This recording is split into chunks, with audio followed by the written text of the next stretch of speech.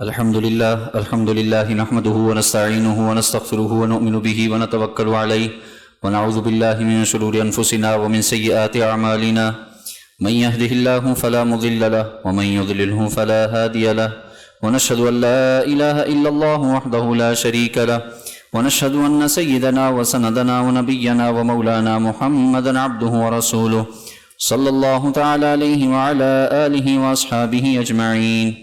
أما بعد فأعوذ بالله من الشيطان الرجيم. بسم الله الرحمن الرحيم. ولله على الناس حج البيت من استطاع إليه سبيلا. وقال النبي صلى الله تعالى عليه وسلم من أراد الحج فليعجل، أو كما قال صلى الله تعالى عليه وسلم. صدق الله مولانا العظيم وصدق رسوله النبي الكريم ونحن على ذلك من الشاهدين والشاكرين والحمد لله رب العالمين. قرآن مجید کی آیت اور رسول اللہ صلی اللہ علیہ وسلم کی حدیث مبارکہ تلاوت کی ہے. اللہ تعالیٰ سے دعا ہے اللہ تعالیٰ صحیح معنوں میں بات کرنے، سننے، سمجھنے، سمجھانے اور ہم سب کو اس پر اخلاص کے ساتھ عمل کی توفیق نصیب فرمائے. کافی دنوں سے یہ ارادہ تھا کہ آپ نے دیکھا حج کے حوالے سے پچھلے دنوں درخواستیں مطلوب تھیں اور اس کے بعد قرآن اندازی ہوئی اور اس کے بعد ماشاءاللہ بہت سے افراد کے نام اس سال حج میں نکل آئے. اللہ تعالیٰ ان کا آنا جانا قبول فرمائے، بخیر و عافیت ان کو یہ جو سفر ہے اللہ تعالیٰ اس کو پائے تکمیل تک پہنچائے. تو یہ ذہن میں تھا کہ تھوڑی بہت بات حج کے حوالے سے کی جائے. اللہ تعالیٰ نے قرآن مجید میں حکم دیا ہے وَلِلَّهِ عَلَى النَّاسِ حِجُّ الْبَيْتِ مَنِ اسْتَطَاعَ إِلَيْهِ سَبِيلًا،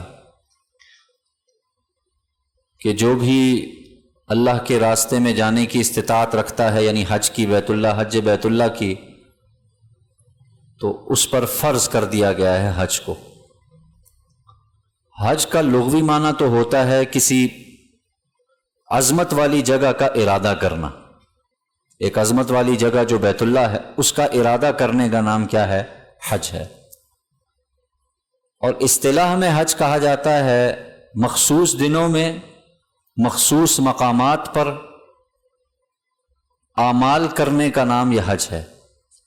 یعنی چند مخصوص دن ہیں، چند مخصوص مقامات ہیں، ان مخصوص مقامات پر جو سنت کے مطابق اعمال بتائے گئے ہیں ان کی ادائیگی کا نام یہ کیا ہے؟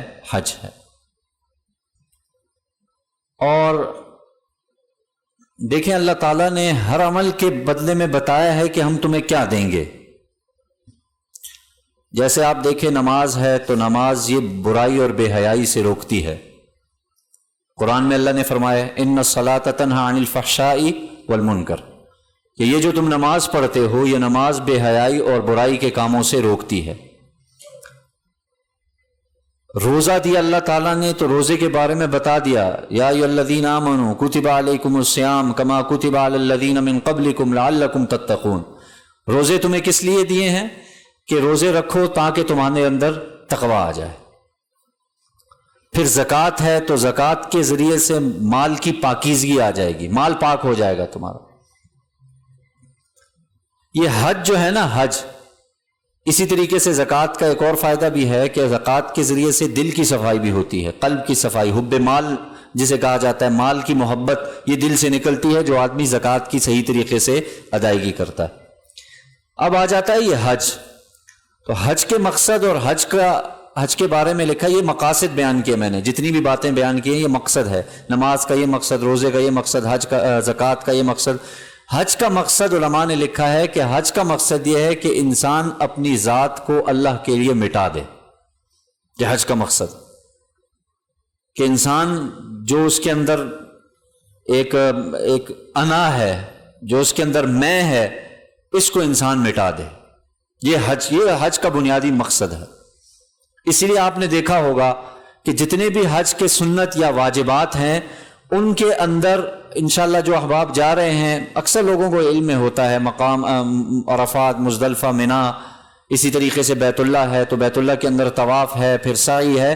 یہ تمام اعمال جتنے بھی چاہے واجب ہیں چاہے سنت ہیں، یہ ہر ایک انسان کے نفس کو مٹانے والا ہے، اور ہر ایک کے ذریعے سے انسان کے دل میں اللہ کی محبت بڑھتی ہے. یہ قدرتی عمل ہے. اسی وجہ سے علماء فرماتے ہیں حج ایک عاشقانہ عبادت ہے. اس کو آپ عقل کے ترازو پہ نہیں تول سکتے. آپ نہیں تول سکتے کہ بھائی نبی اللہ تعالیٰ کو حضرت ہاجرہ کا بھاگنا اتنا پسند آیا کہ اللہ تعالیٰ نے قیامت تک کے لیے جو بھی انسان وہاں جائے گا، چاہے حج کے لیے چاہے عمرے کے لیے، وہ جیسے ہی 7 چکر کاٹے گا اس کے بعد فوراً سعی بین الصفا والمروہ کرے گا، اور اس میں وہ تیز وہ جو پوری ترتیب ہے. اب اللہ تعالیٰ کو اتنا پسند آیا، اللہ نے جاری کر دیا. چاہے اب اس میں کوئی کسی قسم کی کیٹیگری نہیں بنائی، اے والے وزیر مشیر وہ جو ہے وہ ذرا اس لائن پہ چل کے آہستہ آہستہ چلیں، بی کیٹیگری والے اس سے نیچے جو ڈی سی اے سی یا اس قسم کے وزراء ہیں وہ اس سائڈ پہ آ جائیں، پھر جو غریب طبقہ ہے وہ ادھر آ جائے، پھر اور اس طریقے کوئی ایسی شرط نہیں. وہاں پہ جا کے انسان کو سمجھ آتی ہے ایک بادشاہ بھی وہی کام کرے گا جو ایک فقیر آدمی کرے گا، ایک وزیر کو بھی وہی کچھ کرنا پڑے گا جو ایک فقیر مسکین جس کو کوئی دنیا میں پوچھنے والا نہیں ہے وہ بھی وہی کام کرے گا. اور دیکھیں انسان کے ذہن میں آتا ہے نا جی حضرت ہاجرہ علیہ السلام بھاگی تھیں اور جو ہے نا وہ سعی صفا اور مروہ کے درمیان، آج اس کی کیا ضرورت ہے؟ ایک سوال آتا ہے انسان کے ذہن میں کہ آج کیا ضرورت ہے؟ اب تو وہ ظاہر ہے وہ ترتیب نہیں ہے، اب تو حالات بھی ویسے نہیں ہیں، اب تو مسائل بھی ویسے نہیں ہیں، ٹھنڈے اے سی چل رہے ہیں، تو کیا ضرورت ہے اب بھاگنے کی؟ اب چلنا چاہیے.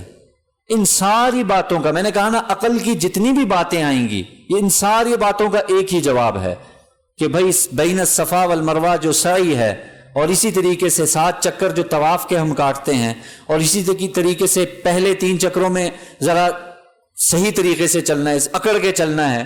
یہ سارے جتنے طریقے ہیں، یہ اگر آج کا انسان یہ سوال کرے، آج کا مسلمان یہ سوال کرے کہ بھئی یہ ٹھیک ہے 1400 سال پہلے تو یہ سمجھ میں آتی تھی، آج اس کی کیا ضرورت ہے، تو اس کا ایک ہی جواب ملے گا اللہ کا حکم ہے، اور کوئی جواب نہیں اس کا. یہ کس کا ہے؟ یہ اللہ کا حکم ہے. اور جب اللہ کا حکم ہے تو پھر میں کافی دفعہ عرض کر چکا بندگی نام ہی ماننے کا ہے. آپ نے یہ دعویٰ کیا کہ میں بندہ ہوں اللہ کا، اب آپ کے ذمہ ہے کہ اب آپ اس کی مانیں. اب اس میں چوچرا کی کسی کو اجازت نہیں ہوتی. آج کا مسلمان سوال کیا ضرورت ہے 2 کپڑے پہننے کی، اتنے زیادہ کپڑے، چلو مان لیا اس زمانے میں کپڑے نہیں تھے، آج تو کپڑے ہیں، تو 2 کپڑے اور اس میں آدمی تنگ ہو رہا ہوتا ہے اور پسینہ بھی آ رہا ہے اور مسائل بھی ہیں، تو کیا ضرورت ہے؟ ایک ہی جواب، یہ اللہ کا حکم ہے. اور جب اللہ کا حکم ہے تو پھر وہی ہے کہ ہم لوگوں کا وجود اس بات پر دلالت کرتا ہے کہ ہم کسی کے بندے ہیں. ابھی تو نہیں سمجھ آتی، بعض طاقتور کو ابھی نہیں سمجھ آتی، طاقت کے نشے میں ہے، وہ کرسی والا کرسی کے نشے میں ہے، ہر شخص اپنے نشے میں، ابھی نہیں آ رہی. 1 سال بعد، 2 سال بعد، 3 مہینوں بعد، 4 مہینوں بعد فوراً اسے سمجھ آ جاتی ہے، بیماری آئی، پریشانی آئی، مر گیا کوئی غریبی انتقال، اس طریقے پر اسے ایسے سمجھ آئے واقعی کہ میرے اندر میں کچھ بھی نہیں. اس وقت بندگی آ جاتی ہے، یاد آ جاتی ہے بندگی. بڑے اکڑ والے گزرے ہیں، بڑے ایسے لوگ گزرے ہیں جنہوں نے کہا ہم سے آگے تو کوئی ہے ہی نہیں. جب اللہ نے اپنی طاقت کا اظہار کیا نا، طاقت دکھائی، تو اس کے بعد دیکھو مشرکین مکہ کیا کہتے تھے، یہ بت جو ہے نا یہ ہمارے یہ کام کرے گا، یہ بت، یہ 365 بت رکھے ہوئے تھے، اور ہر روز اس کا ہر ایک کے آگے جھکنا، اور پھر یہ بارش والا، یہ اس والا، یہ اس والا. جیسے ہی قرآن میں آتا ہے جیسے وہ دریا میں سفر کے لیے نکلے اور اب کشتی سمندر میں طوفان، دریا میں طوفان آیا اور ابھی لگنے لگا یہ کشتی ڈوب جائے گی، اس وقت وہ کس کو یاد کرتے تھے؟ اللہ کو. حالات آئے نا، تو جیسے ہی حالات آئے اب اپنا خالق کی طرف کہتے تھے ہاں اللہ کون ہے بھائی؟ اللہ ہے.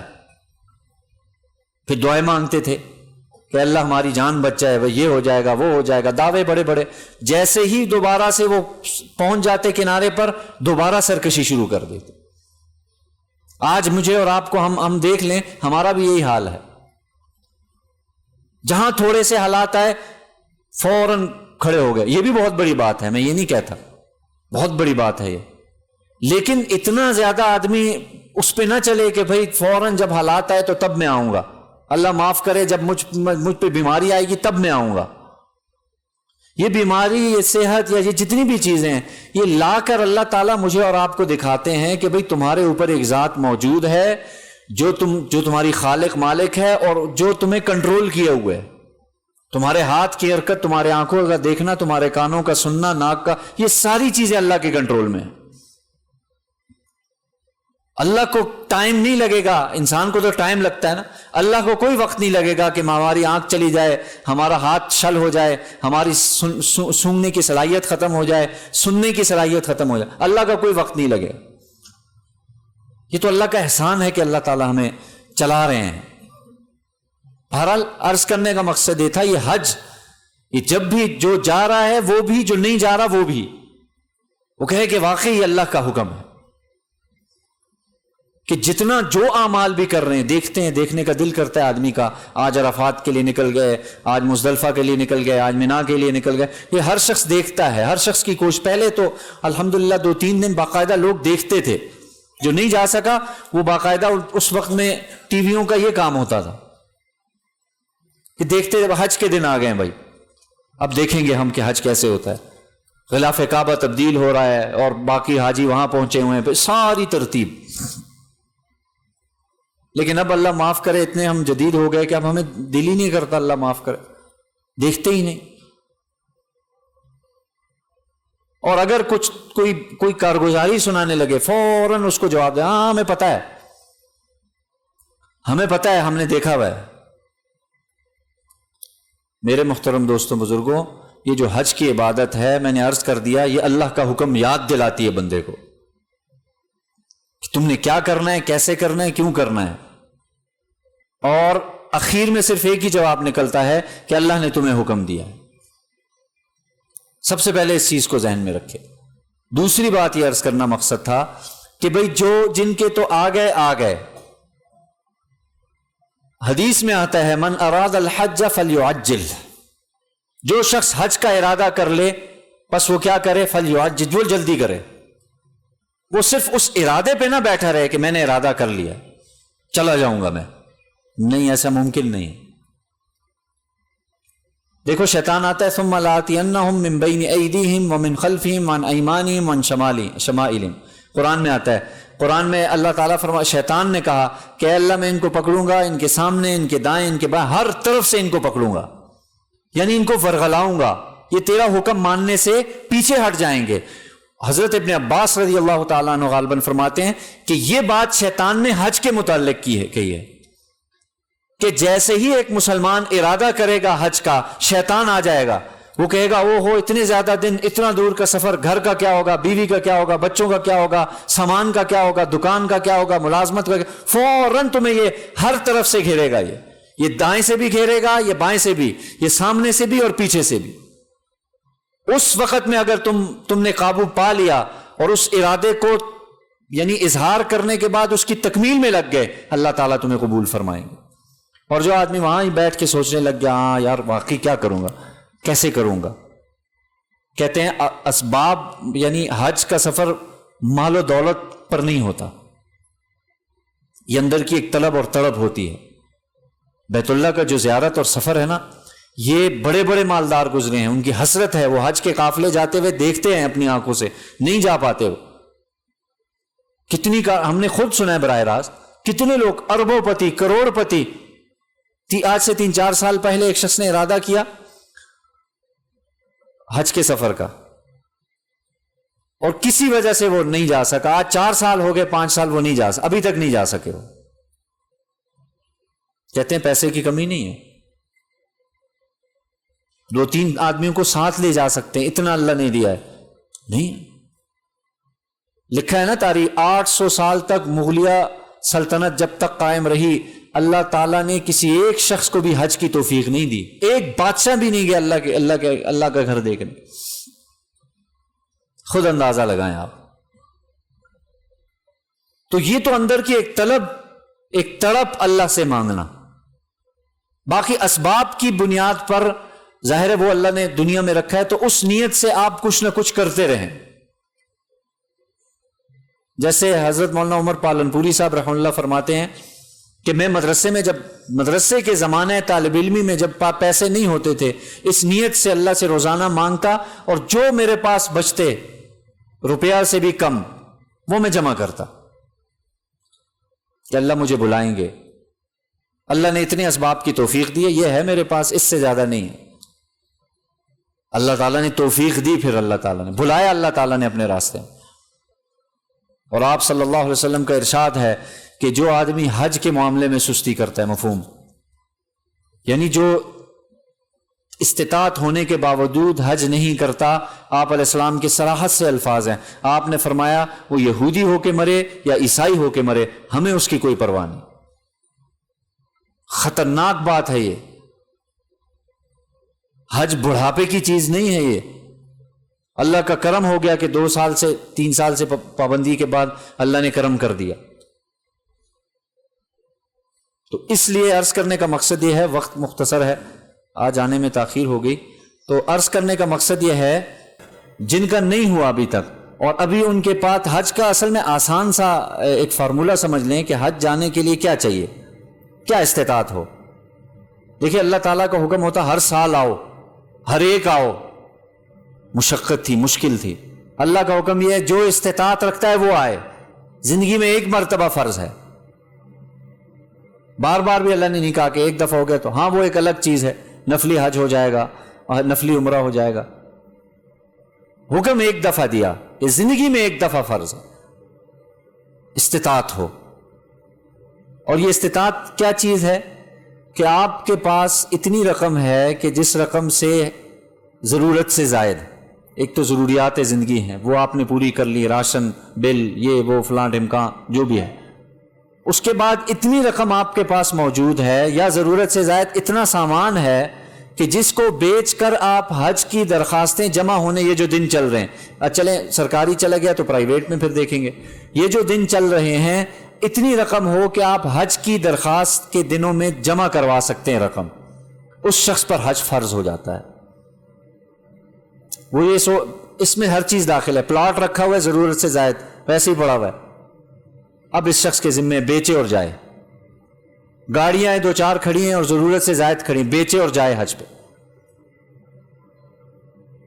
اور یہ تو اللہ کی طرف سے، یہ تو آپ علیہ السلام نے فرمایا جو شخص حج کرے گا وہ مفلس نہیں ہوگا، کبھی غریب نہیں ہوگا وہ. اور واقعتاً ایسا ہی ہے. جس شخص نے حج کیا ہے آپ دیکھ لیے اٹھا کر، اور یعنی باقاعدہ صحیح اس کے فرائض واجبات کی ادائیگی، غریب نہیں ہوا وہ، مفلس نہیں ہوتا کبھی بھی وہ. آپ اٹھا کے دیکھیں فہرست. اور جو اس ڈر سے رہے کہ پتہ نہیں یار یہ 5 لاکھ 3 لاکھ 4 لاکھ دے دوں گا پتہ نہیں کیا ہو جائے گا، وہ ساری زندگی ڈرتے رہتے ہیں، کبھی پوری نہیں ہوتی ان کی. اس لیے بھائی جن لوگوں نے ارادہ نیت کیا ہوا ہے وہ لوگ لازمی اس کو سیریس لیں اور باقاعدہ طور پہ اپنا حساب کتاب کر کے اللہ کا نام. علماء نے تو یہاں تک لکھا ہے جس کے پاس صرف مکہ کا خرچہ ہے، مکہ جانے کا خرچہ ہے، چونکہ مدینہ تو حج میں اس میں داخل نہیں ہے فرائض واجبات، جس کے پاس مکہ جانے کا بھی استطاعت ہے وہ جائے، اس پر حج فرض ہو جاتا ہے، اس میں باقی شرائط نہیں ہے، باقاعدہ لکھا ہے. اور بعض لوگ یہ سمجھتے ہیں کہ جی ابھی تک والدین نے نہیں کیا تو ہم کیسے کریں. اس جہالت سے خدا را نکلیں. اس جہالت کی وجہ سے کتنے جوان ایسے ہیں جو حج پہ نہیں جا سکے. وہ جی والدین نہیں کیا ہم کیسے جائیں. والدین پہ نہیں فرض، آپ پہ فرض ہے، آپ جائیں. بعض اس نیت سے رکے رہتے ہیں جی گھر والی کو ساتھ لے کے جائیں گے، پیسے ہیں نہیں پاس اس کے لیکن اس کو بھی ساتھ لے کے جائیں گے. ہیں تو لے کے جائیں ضرور، نہیں ہے تو آپ اپنا فرض ادا کریں، کیوں تاخیر کر رہے ہیں اس میں. اس ارادے سے ہم ایسے لوگوں کو جانتے ہیں جو 6-7 سال سے بیٹھے ہوئے ہیں، نہیں جا پا رہے وہ، اور ایسے ہی ڈھلتی جا رہی ہے جوانی، بڑھاپے کی طرف بڑھتے جا رہے ہیں. اب کبھی کہاں درد ہے کبھی کہاں درد ہے، نیت کرتے بھی ہیں تو سوچتے ہیں یار بڑی مشقت کا کام ہے. اور جن بعض لوگوں کا یہ اللہ کی توفیق ہے جی اللہ بلائیں گے. لوگ کہتے ہیں نا او جی یہ تو اللہ کا بلاوا ہے، واقعتاً اس میں تو کوئی دوسری رائے نہیں، اللہ کا بلاوا ہے. میں نے عرض کیا کہ اس کا تعلق دولت اسباب کے ساتھ نہیں ہوتا. آپ اپنا تو دکھائیں اللہ تعالیٰ کو، اپنی طلب دکھائیں. ٹانگ پہ ٹانگ رکھ کے بیٹھے ہیں اور بھائی اللہ بلائے گا تو ہم چلے جائیں گے. یہ تو کوئی طریقہ نہیں ہے نا. آپ جب ملازمت میں جاتے ہیں تو گھر پہ بیٹھ جاتے ہیں, جب بلائے گا تو چلے جائیں گے. پتہ ہے آپ کو کہ 8 بجے جانا ہے تو جانا ہے, ہمیں پتہ ہے 7-8 بجے نکلنا ہے تو نکلنا ہے. یہاں جب دین کا معاملہ اللہ نے توفیق, نماز کا کو اللہ کی توفیق ہوئی تو پڑھ لیں گے. یہ جہالت آج کل چل رہی ہے. کوئی دین کا کام پیش کرو فوراً یہ بہانہ آ جاتا ہے اللہ توفیق, اللہ جب بلائیں گے جی تو پھر انشاءاللہ چلے جائیں گے. اللہ کی طرف سے بلاوا جس کو ہوتا ہے جی وہی مسجد میں جاتا ہے. آپ نے کیا کیا, دفتر, دکان, باقی جتنے بھی معاملات تھے ان میں آپ یہی دیکھتے رہے کہ اللہ بلائیں گے تو جائیں گے. کوئی نہیں دیکھتا وہ. جہاں دینی معاملہ آیا وہاں یہ بہانہ آ جائے. ایک یہ اور ایک اللہ بڑا غفور الرحیم. یہ 2 بہانے ہر شخص کی زبان پہ رٹے ہوئے. تو بہرحال اس کے جو ضروری مسائل ہیں وہ تو انشاءاللہ جو شخص جا رہے ہیں جن اللہ تعالیٰ ان کو مبارک فرمائے, وہ اپنی جو ورکشاپ جو کروائی جاتی ہیں ان میں ضرور شرکت کریں, بہت فائدہ ہوتا ہے. اور ڈرنے جھجکنے کی بات نہیں ہے. کوئی اتنا وہ بعض لوگ اس کو اتنا بڑا بنا دیتے ہیں, وہ وہاں جا کے یہ ہوگا, اتنی گرمی ہے, اتنی یہ ہے, اتنے معاملہ, کچھ بھی نہیں. کہتے ہیں حج یہ اللہ کی جو تجلیات ہیں اس کا مشاہدے کا نام ہے. انسان اپنی آنکھوں سے براہ راست اللہ کی تجلیات کو دیکھتا ہے, اور یہ مشاہدہ انسان کو مجاہدے کے بغیر نہیں حاصل ہوتا. جب تک آپ اس کے لیے مجاہدہ نہیں کریں گے آپ کو یہ چیزیں حاصل نہیں ہوں. اس لیے گزارش ہے جن احباب نے نیت ارادہ کیا ہوا ہے اور جن کا نام نکل آیا ہے تو وہ لوگ تو باقاعدہ طور پہ وہ جو ورکشاپ کرائی جا رہی ہیں ڈسٹرکٹ کونسل ہال میں باقاعدہ طور پہ وہاں پہ شریک ہوا کریں. باقی جو دیگر مسائل ہوں گے اس میں پھر آپ پوچھ سکتے ہیں. اور جن کا ابھی پرائیویٹ کرا سکتے ہیں, اللہ نے اتنی استطاعت دی ہے, جن نہیں آیا پرائیویٹ جا سکتے ہیں, جائیں اللہ کا نام لے. کوئی اللہ تعالیٰ انشاءاللہ اس میں بہت زیادہ اللہ تعالیٰ آپ کے لیے برکت کا باعث بنے گا. اللہ تعالیٰ سے دعا ہے اللہ تعالیٰ ہمیں صحیح طریقے سمجھنے کی عمل کی توفیق نصیب فرمائے. یہ 2 مسائل ہیں, یہ سن لیں. حاجی صاحب کو ذرا ہاتھ پکڑ کے بٹھا دیں.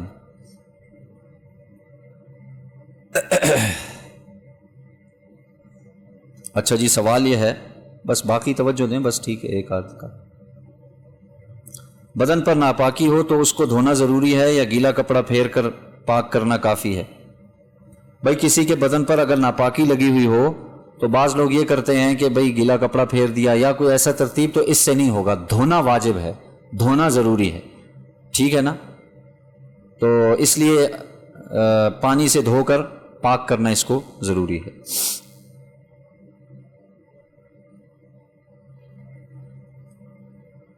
اسی طریقے سے نماز کے دوران اکثر لوگوں کو چھینک آ جاتی ہے اور وہ دوران نماز ہی الحمدللہ پڑھ لیتے ہیں, اور بعض ہم نے ایسے بھی دیکھے ہیں جو اس کے الحمدللہ کا جواب نماز کی حالت میں یرحمک اللہ کہہ کے دے دیتے ہیں. تو یہ نہیں کہنا چاہیے. نماز کی حالت میں کسی کو چھینک آ جائے تو وہ الحمدللہ نہ کہے, اور اگر بالفرض اس نے کہہ دیا ہے تو ساتھ والا یرحمک اللہ جواب نہ دے. میں الفاظ پہ غور کریں, نہ دے اور نہیں کہنا چاہیے.